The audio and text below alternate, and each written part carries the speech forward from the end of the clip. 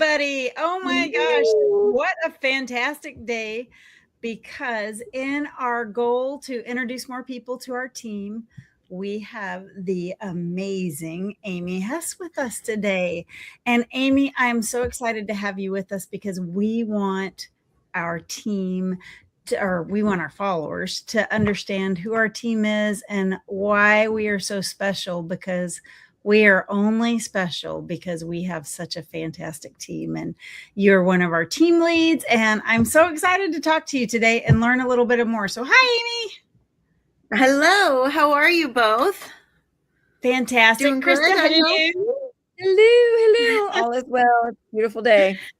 I am so excited to be able to meet all of our followers out there.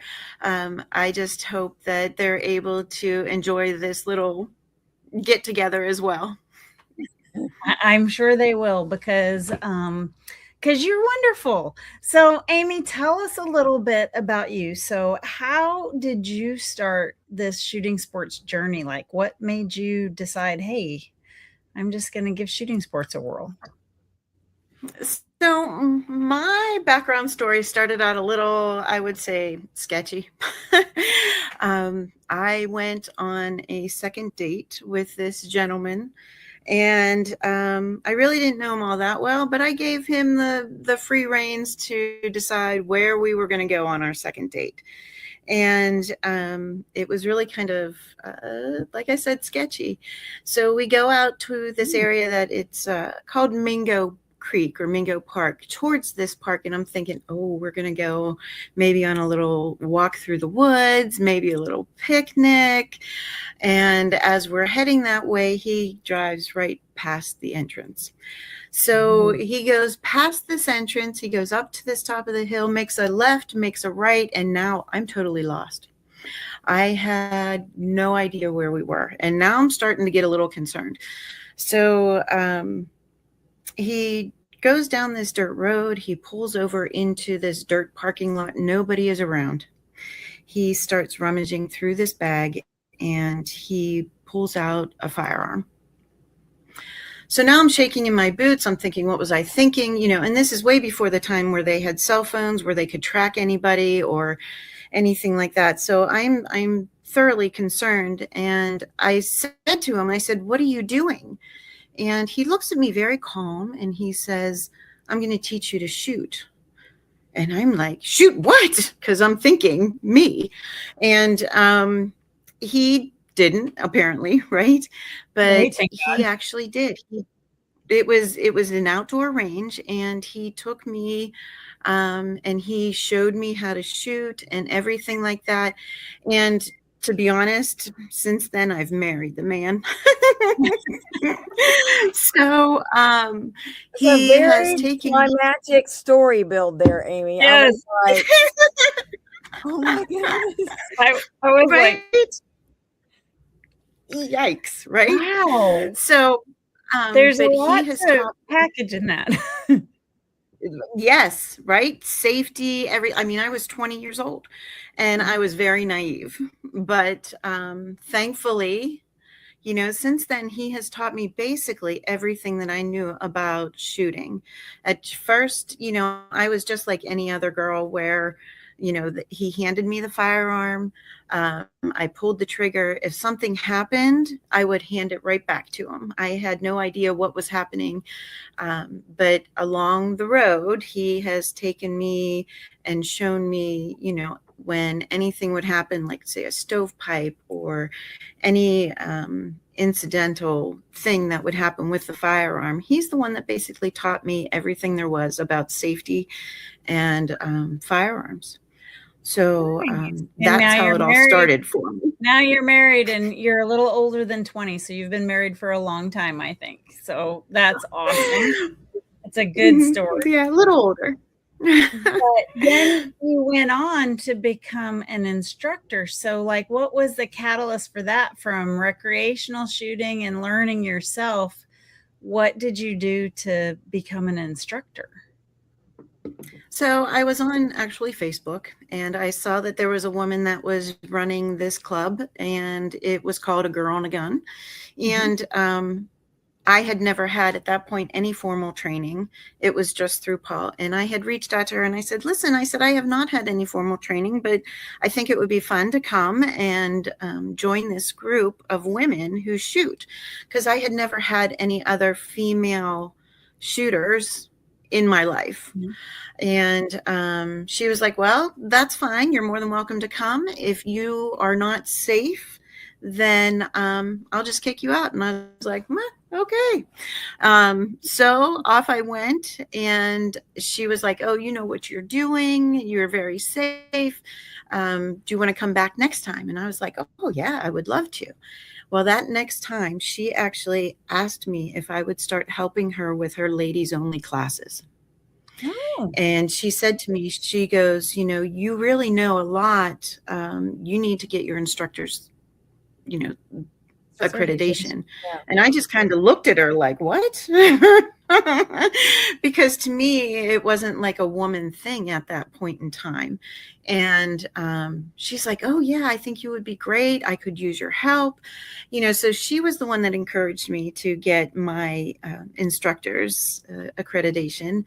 So I went and did the range officer thing, the instructor thing. And, you know, I've got other instructors from not just the NRA, but the USCCA, you know, all these other accreditations that are now tucked under my belt. And I was instructing with her. And at that point, starting in 2015 through 2021, we had taught over 10,000 women together through her ladies only classes. So it was a pretty incredible amount that we had instructed together. That is fantastic. So that's, and then in 2022, because of me being in the industry, I was actually able to go to SHOT Show, which is the, you know, the largest industry trade show in Vegas. Mm-hmm. And through the NSSF, there was a lady that I was working with her. Her name is Ann, and she was able to get me to go to Range Day, which we all know that's also by invite only. Mm-hmm. And there it was. There is this huge trailer, and it is Shoot Like a Girl trailer. And I thought, whoa, what is this? And I got so excited. So I got to experience the trailer at SHOT Show. I got to go in and shoot the bow and the handgun and the rifle. And I thought, wow. And I'm looking around and seeing all these amazing women, and I'm going, oh my, wouldn't it be amazing to join in this group? So I hadn't forgotten about that. In 2022, it was a beautiful year out there in Vegas. Now, 2023 was a different story. It was raining and it was windy and it was like a horrible range day. Sand was everywhere. It's sort of facial, right? When that sand hits you in the face at 50 miles an hour. Oh yeah, it felt like a good scrub. Yeah. But I had gone over, and I believe actually it was Brittany, one of our other team members, that I said, hey, you know, I would really be interested. How is it that you become an instructor?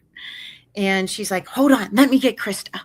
So she goes and gets Krista. Now, I'm watching the whole background going on at this point in time, and all of the team members were running around like squirrels trying to find or bury their nuts before winter comes, and scurrying around because the rain, the sand, you know, it's flying everywhere, and they're all trying to condense all the product all around. And here comes Krista. I don't know if you remember this, Krista, but you must have talked to me. Yes. You must have talked to me for a good 15 minutes. Mm-hmm. While everything else is going crazy in the background, you had calm, cool, and collected vibe, and you were explaining to me the mission behind Shoot Like a Girl. And it's so connected with my heart that I could not wait to see how I could become an instructor. Now, of course, with everything going on, Krista is like, you know, here's my card. She goes, you have to give me 2 weeks. Give me 2 weeks before you send me an email, and then I will be able to reach out to you. So I had waited those 2 weeks, reached out to her, and then the whole process started. And I could not have been more thankful for my whole journey leading me up to where I am today. Yeah. And Amy's now one of our assistant team leads, right? And she's the one that actually probably took the first assistant team lead role for us as we were developing that. And we're glad that you're here. Yeah, I think she's getting promoted to team She's lead. probably getting promoted. Yeah. We haven't had that I would think. but by the time this airs, we will have had. Guess what? You're promoted. Yay! Thank you. I think that's just a great jump. I love doing what I do, and I cannot be more grateful to be able to handle and to reach out and to watch all of the people that come through this trailer that just have such a great experience, and to be able to promote your mission through the daily lives of everybody that comes through that trailer that doesn't even expect to get what they receive in more ways than one.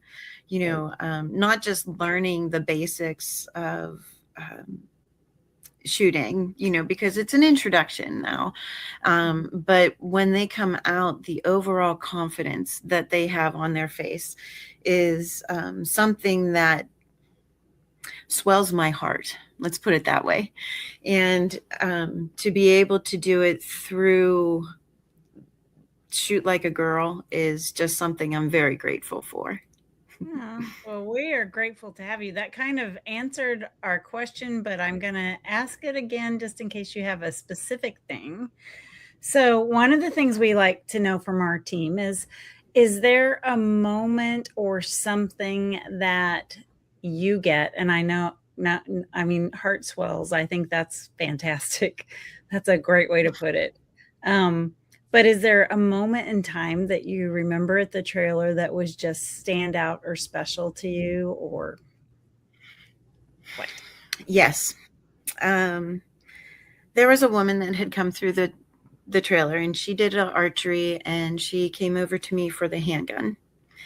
And I could tell that she was, I guess, trepidatious would be a good word for it.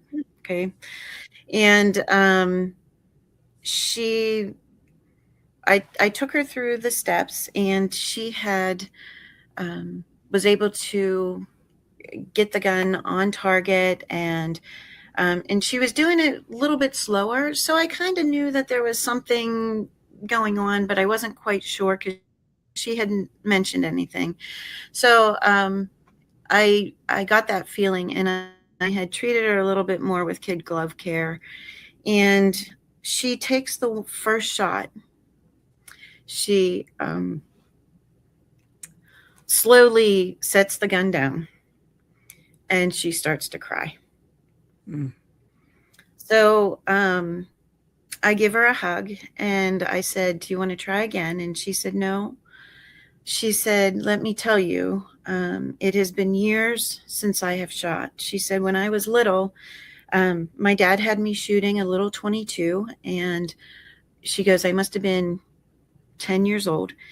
And he had me walking with a loaded gun, and I stumbled a little bit, and I had pulled the trigger, and the shot went into the ground. Thankfully," is what she said. And she told me then that her father had berated her and said, "You're never going to shoot again." And it was just such a traumatic experience, I could tell, for her.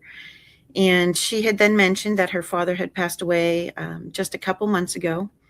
And her goal was to be able to shoot a gun without all of that background noise in her head. And she had never shot since that point in time.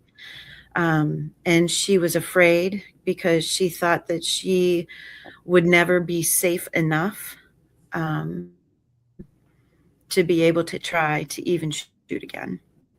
So that memory, that experience really touched my heart. And she didn't want to shoot anymore. She didn't want to shoot the long rifle either. She had just, slowly set that gun down. And she, after, of course I hugged her, and she whispered in my ear, she said, "Thank you." She goes, "I know I can do this now." And that was, a moment that I will never forget. Yeah, that's a great story.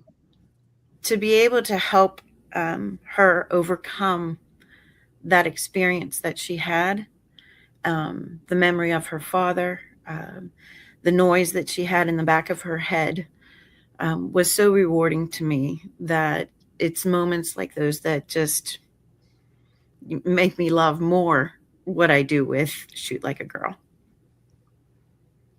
Yeah. Well, and there's some stories there, because good stories for parents that are watching this. You are responsible for the firearm of your child. The child, that's why there's an age limit. Children are children. They're not, they're learning how to be responsible people as they grow.